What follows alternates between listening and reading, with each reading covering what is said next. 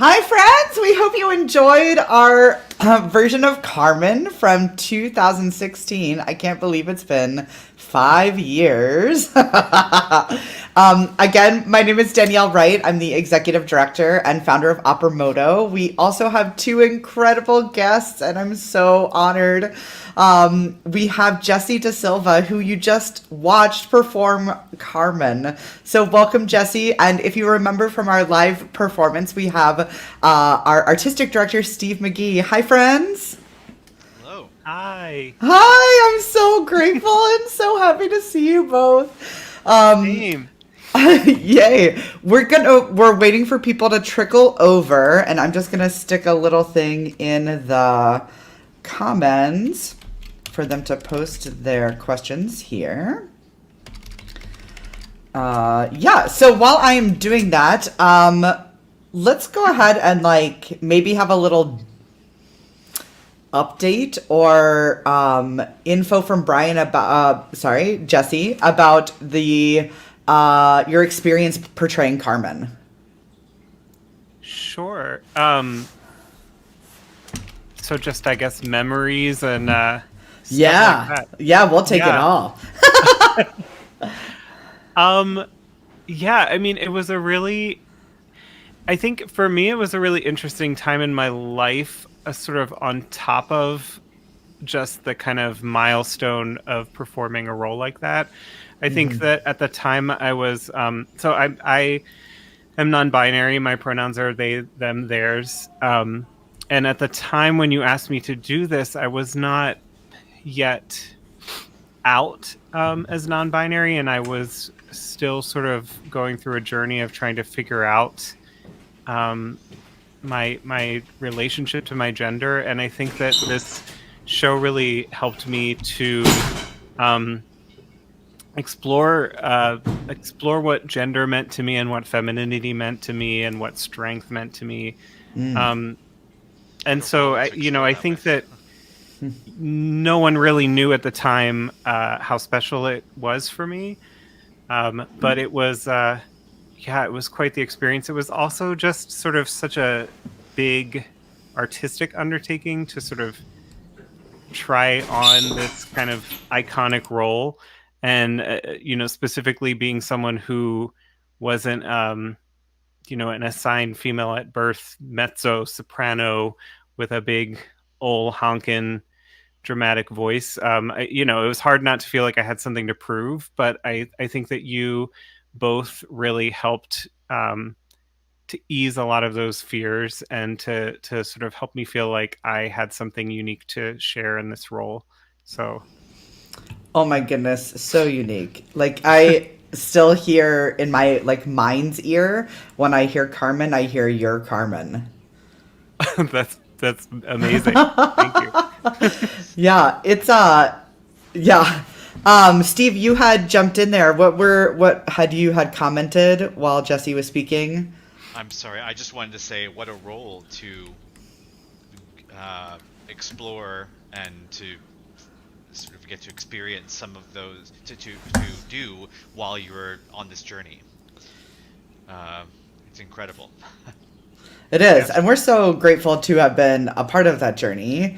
And Jessye and I know each other from way back, and Jessye performed Cesare in Julius Caesar with us with Opera MODO when Opera MODO was still in Princeton, and that's when you and I got to talking about this.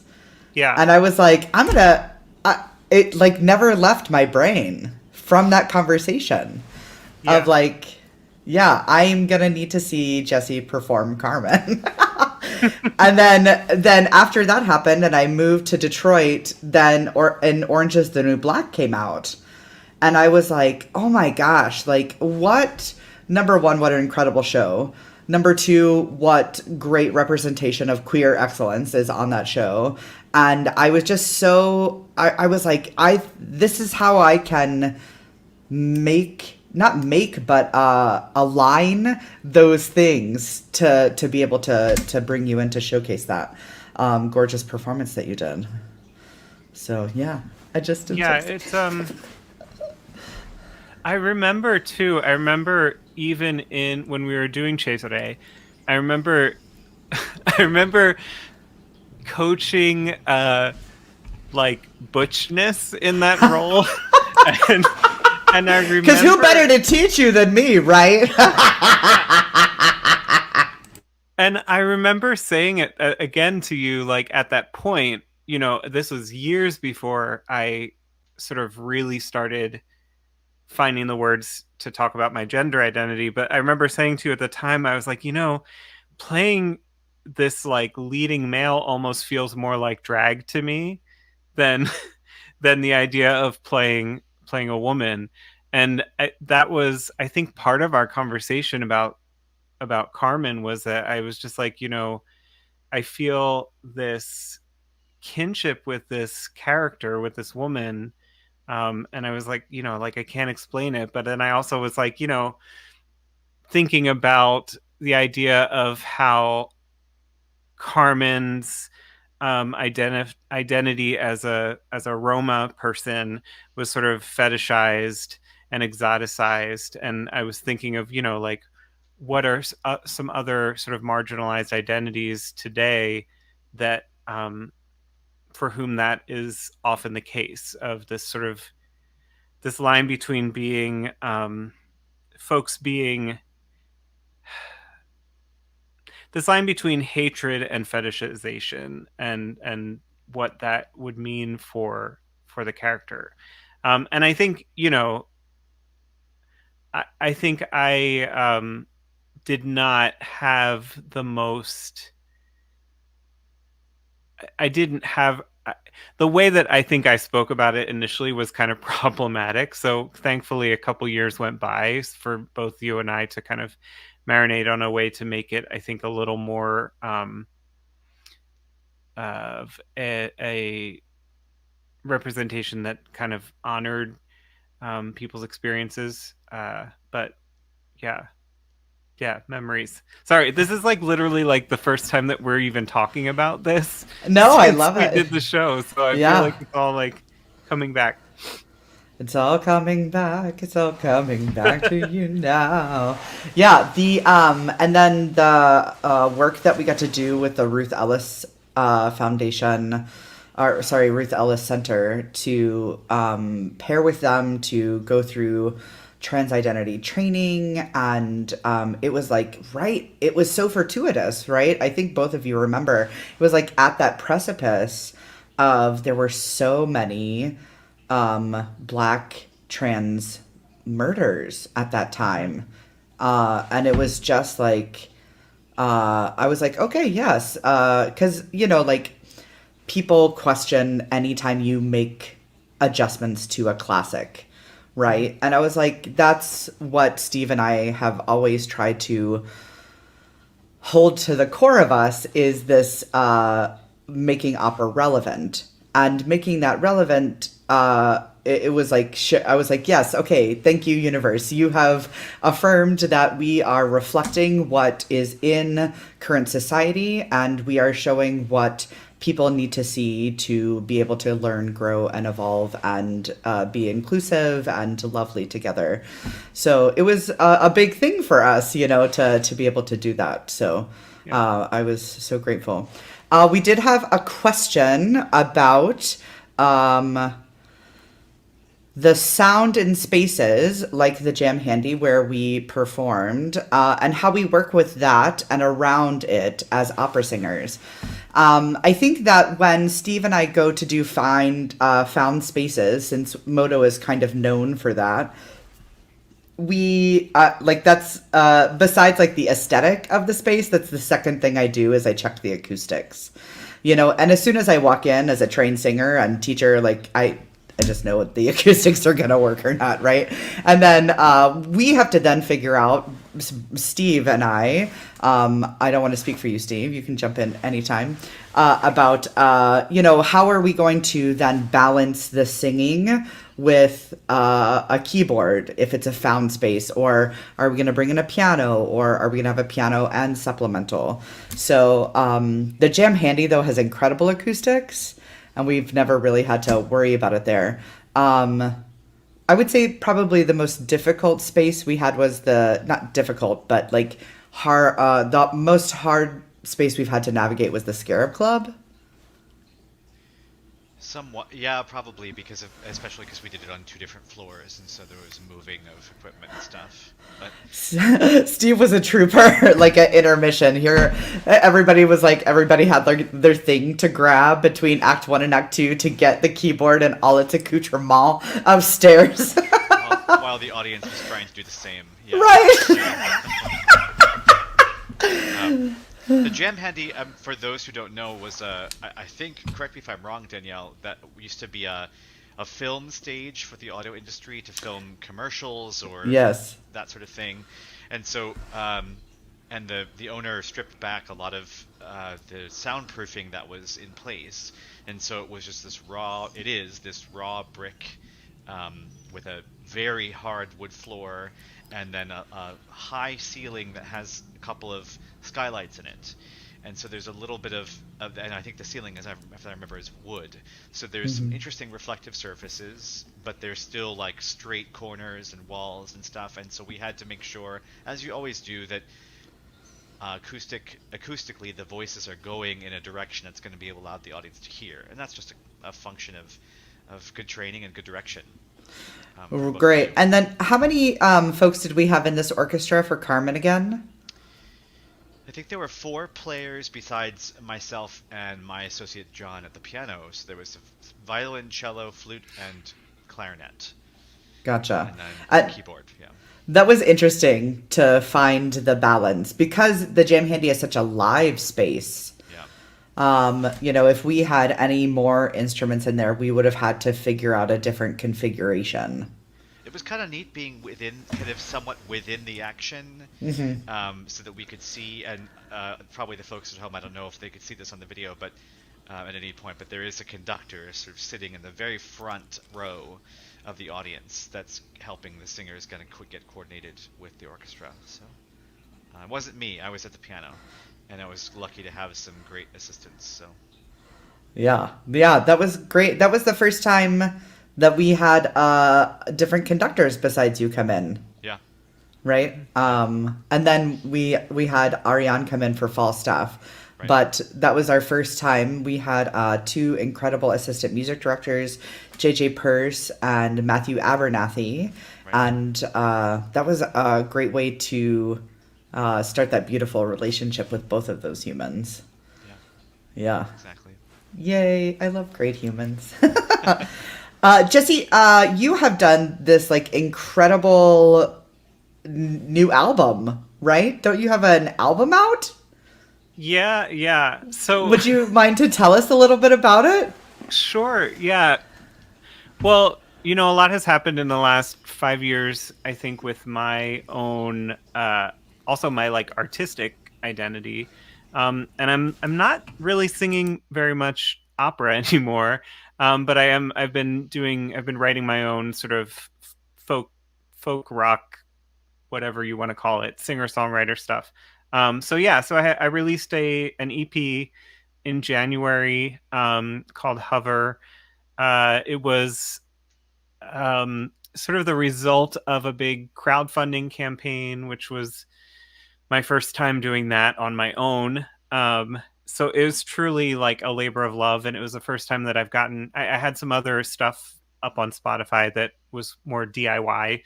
But this was my first time kind of in a real studio with like session musicians and like a producer kind of just like taking the wheels with my music. So it's it's been pretty awesome. And I got, I've been getting some press from it, and very, very proud of it. So yeah. I love everything I've heard from it. It's yes, you give like I know that you are a huge Stevie Nicks fan, and you are just you can just hear all of your different influences, which is incredible to me because I also know your classical and like your love for music theater and your love for, it's just incredible. Like, because I can hear your musical heritage. Yeah. Which I think is so stunning to be able to like just hear that through line.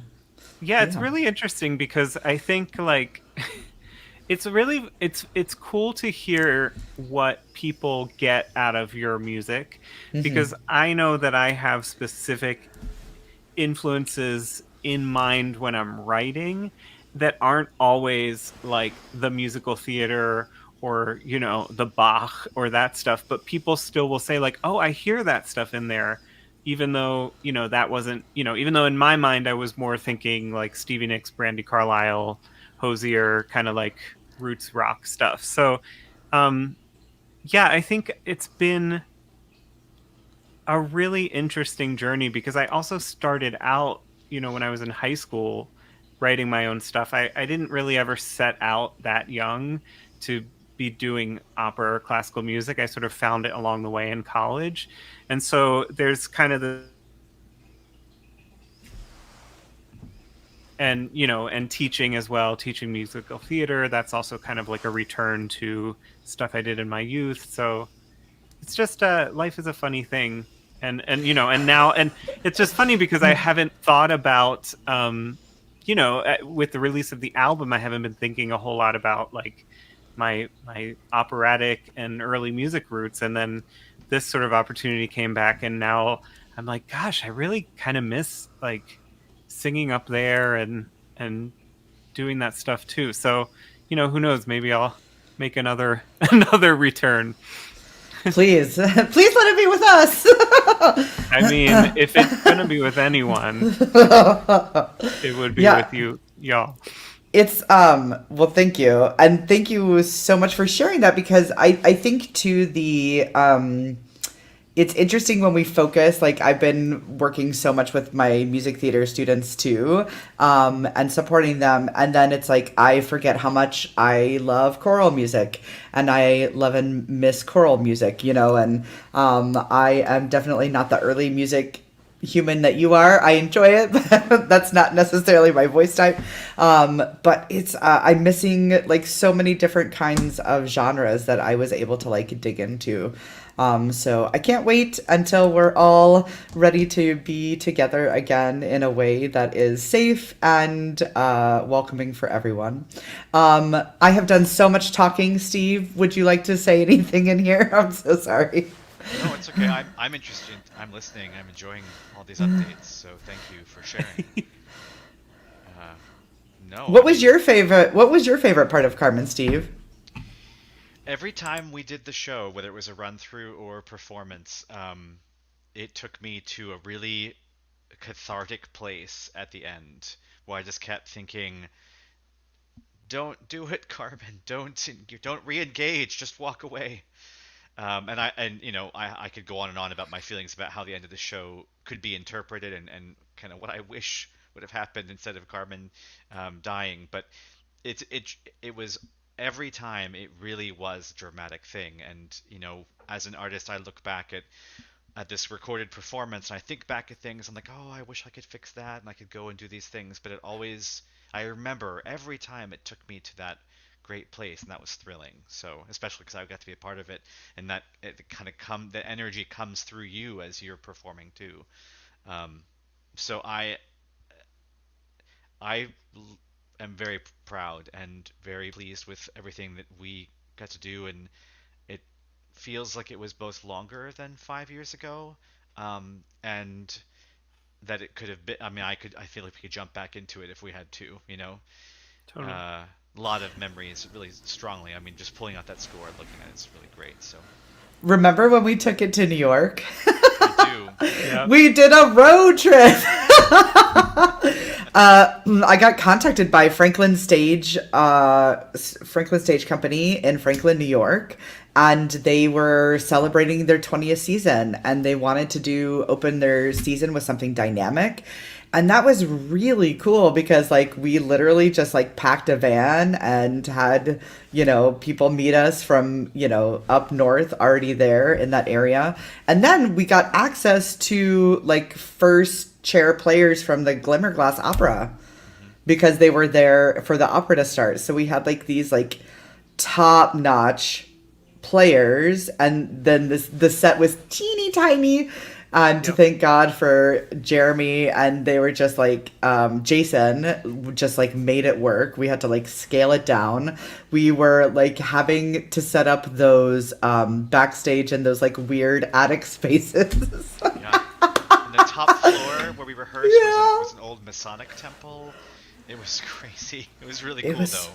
It was and so the green cool. room was like in the basement. It was like, yes, where you could like go and do stairs, and there was like no backstage, so like entrances were like, yeah, it was super fun. It was. I also have not thought about that in a really long time. That was, and I remember feeling so nervous about like, I was like, oh God, like it's been so long.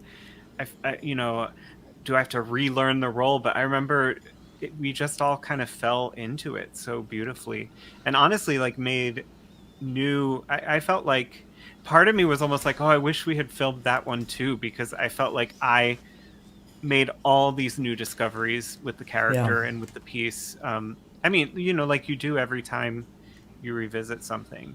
And I think that was one of my favorite parts about working with both of you, was just that, having folks who have definitely an artistic vision and a concept, but also really want the actors to make their own discoveries along the way. Like I never felt micromanaged, and I never felt like like either of you were kind of pushing your interpretation on me. I felt like it was a truly collaborative process, which again is like why I say if I'm ever going to come back to opera, it would be with the two of you, because that's not always the case. With any theater, really. I think like finding directors that nurture the collaborative process, it's a really special thing. Thank you. We treasure that in each other too. It's very rare to be able to, let alone advocate for that as one human, but then to be blessed with a Steve McGhee, to be able to like have somebody to do that with, who has the same values of collaboration and artistry and artist uplifting, and making sure that they feel seen and valued and supported, but also not micromanaged. That's a fine line to walk. So thank you for saying that. I appreciate that. There was something else I was gonna. Oh, in all of this, hopefully moving forward, for the world, for arts, for.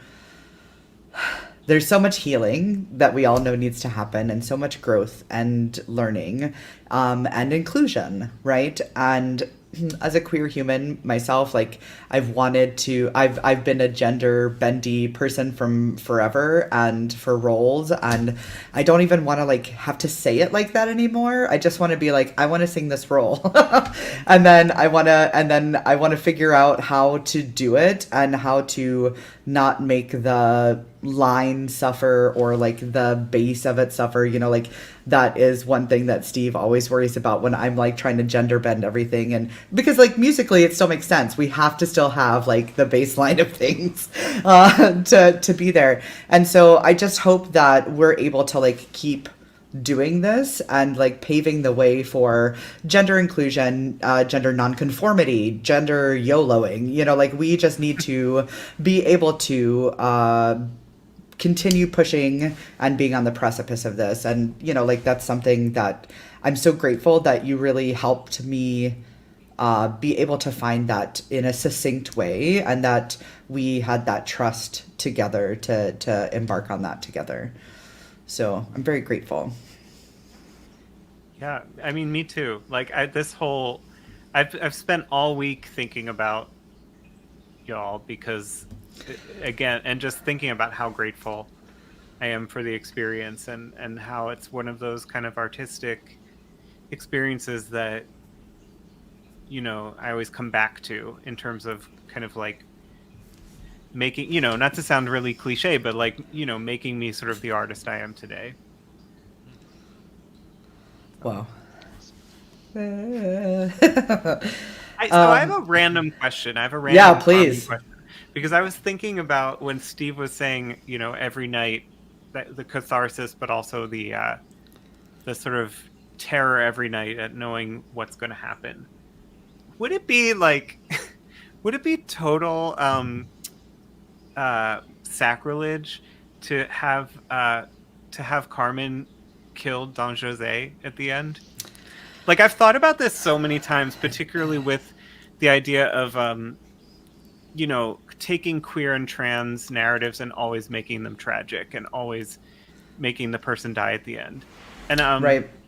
and I'm just kind of like, because even with the dialogue when he's calling out her name at the end, like he could be the one who just got stabbed. I don't know. It's just something I've thought about. I have also thought about it, and I thought about it while we were doing it, and I think because this ended up being such like a high profile thing for us, like MODO's first high profile thing because of the association for being a Knight Foundation winner. I think that I was like, okay, like there's only so much that the classical world can handle right now.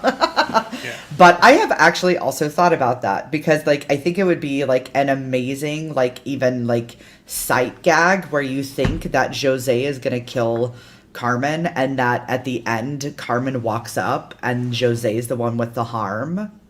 Yeah. Like reaching after her, like calling Carmen.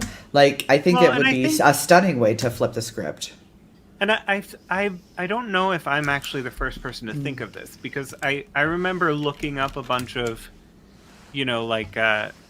sort of smaller avant-garde productions, and because even if the narrative isn't trans, there's a lot of misogyny in general around the storyline.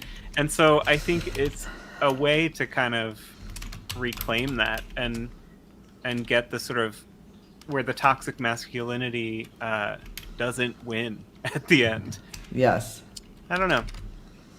Yeah. Just thoughts. No, it's great final thought. Yeah, go ahead. I'm torn about it because you get a lot of sympathy for being a victim, but I don't want Carmen to be a victim. I want her to choose, and most productions, it seems, these days she's making a choice, knowing what's going to happen. Yeah, I think True.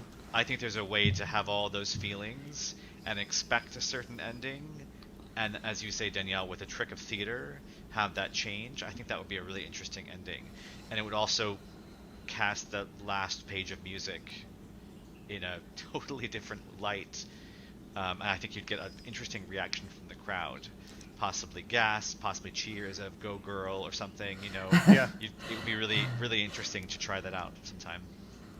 Yeah. Well, now we're giving it away, so now everyone's. I know. Now they're gonna expect it. We'll trick you still. We are able to go into our final thoughts for this evening. We are so excited that people will probably watch this later on after they watch the rest of the streaming over the weekend. Any final thoughts that we'd love to leave them with?